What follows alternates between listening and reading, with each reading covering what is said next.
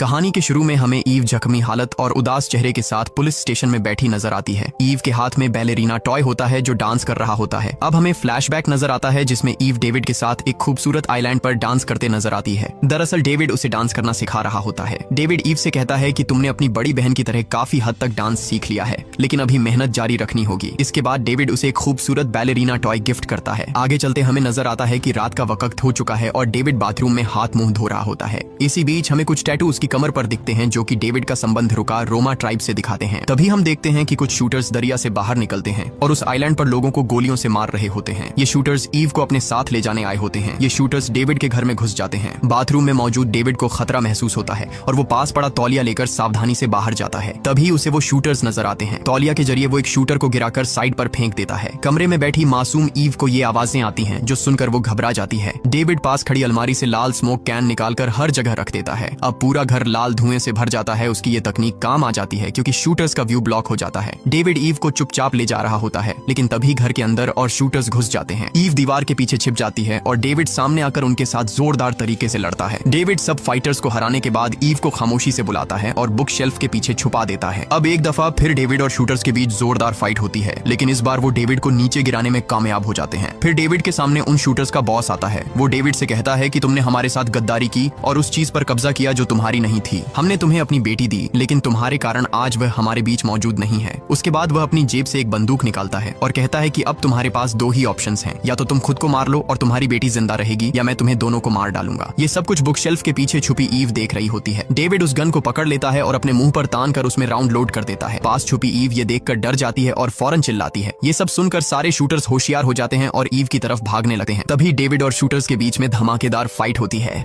इसी दौरान बॉस वहां से चला जाता है। एक शूटर डेविड को टारगेट कर रहा होता है। ईव तुरंत वहां पहुंचती है और जमीन पर पड़ी बंदूक उठाकर उस शूटर को गोली मार देती है। अब डेविड और ईव वहां से निकल रहे होते हैं। डेविड को गोली लग जाती है, लेकिन वह हिम्मत नहीं हारता और ईव को लेकर घर के बाहर निकल जाता है। अभी वे लोग बाहर निकले ही होते हैं कि वहां बम ब्लास्ट होता है और पूरी जगह चकनाचूर हो जाती है। डेविड और ईव अब बाहर तो पहुंच जाते हैं, लेकिन गोली लगने की वजह से डेविड अपनी जान गंवा बैठता है। ये सब कुछ नन्ही ईव के सामने होता है। अब ईव पुलिस स्टेशन में होती है, जहां उसके पास विंस्टन आता है और उससे पूछता है कि वो एक आम सी जिंदगी गुजारना चाहेगी या अपने बाप की तरह रुका रोमा में अपने बाप के खानदान के साथ रहना पसंद करेगी। विंस्टन ईव को रुका रोमा ले जाता है, जहां उसकी मुलाकात रुका रोमा की डायरेक्टर से होती है। वो उससे पूछती है कि क्या वो अपने बाप के कत्ल का बदला लेना चाहती है, जिसमें ईव हाँ कहती है। अब ईव को नोबी के हाथ सौंपा जाता है, जो कि ईव को ट्रेन करने की जिम्मेदार होती है। जाते वक्त विंस्टन ईव को उसके बाप के साथ दिखाई गई बहादुरी के लिए एक सोने का सिक्का देता है। इसके बाद नोबी ईव को किकीमोरा के बारे में बताती है कि जैसे इस सोने के सिक्के की दो साइड्स हैं, वैसे ही किकीमोरा की भी दो साइड्स होती हैं। एक